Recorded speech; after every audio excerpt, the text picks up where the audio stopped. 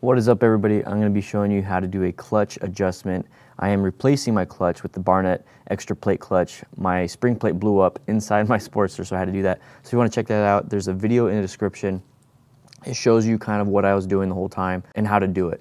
There's a lot of great videos online. I felt like I wanted to help out and produce my own. Hopefully it helps out some of you guys, but I will have links in the description to some really good helpful videos that helped me during this plate installation. But right now we're going to talk about how to adjust the clutch while I have the derby cover off. In order to get the derby cover off, you need to take your mid controls off, or you need to take your forward controls off partially. That way you can take the derby cover off. To take the derby cover off, it's pretty simple. It's a star pattern type thing. I will show something up here on the screen what I'm doing. It's real simple. Be careful not to strip the bolts. And then you need to loosen up the clutch adjustment on the actual cable to where it's nice and loose, and then this is where we're going to be at. So hopefully that will catch you all up to where I'm at right now, and we are going to go ahead and jump right into adjusting the clutch. Okay, when you take the derby cover off, this spring plate is sitting right in here, nice and snug. So set that off to the side, and what we need to do right here, this is the adjustment. In this piece of metal right here, this piece of metal right here is basically two pieces of metal, and inside between these two pieces of metal are two ball bearings. When you loosen it up a lot, the pieces of metal separate, and the ball bearings, I don't believe they'll fall out, but I'm not going to test it. But that's basically what there is. There's two ball bearings in there, and this is two plates. So what we need to do is we need to tighten this to the point where these two plates are touching, and they're kind of like putting some type of tension on each other, and then we're going to back it off a quarter turn. In order to do that, you need a flathead screwdriver, and normally you think righty-tighty is tightening it, and lefty-loosey is loosening it. On this right here, it's a left-handed turn to tighten it, and you're going to feel the tension. You're going to feel the two plates squeeze in, and as soon as you get the two plates squeezing in and you feel it, you need to now turn it a quarter turn loose, and that's it. That's all you have to do. You already have your clutch cable right here loose. That's what's going all the way up here. So then when we get up here and we need to adjust it, this inside piece is completely done. We can put the derby cover back on, but we need to put the spring plate on first. This right here has a certain way of going on. It should just fit right there.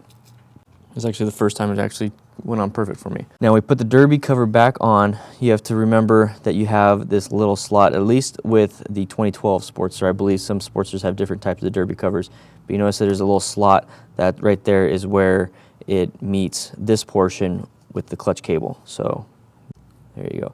Now it's just a matter of putting the derby cover back on.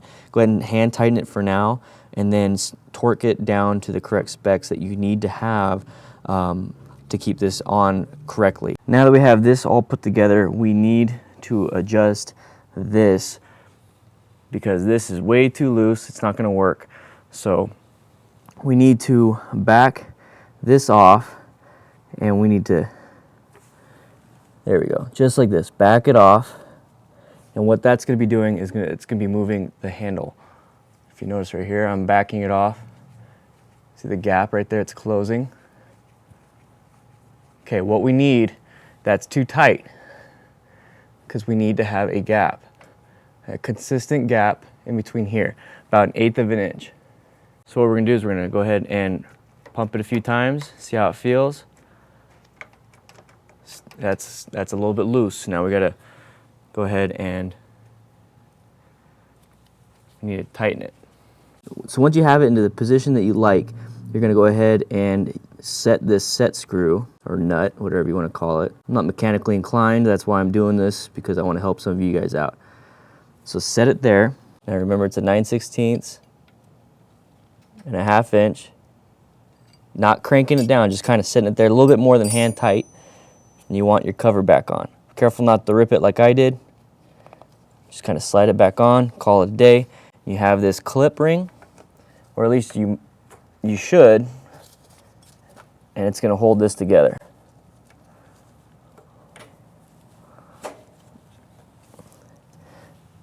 Now that's all you have to do when it comes to your clutch cable. Now you might have to make adjustments when it comes to this. You're at a stoplight, you're pulling in the clutch, and you're supposed to be neutral, but you're still going forward. It means you have it too tight or too loose, so you just need to adjust it, kind of find that sweet spot. For me, I'm still a little new to this, so finding that sweet spot is going to be something that I'm going to be doing over the next 30 miles.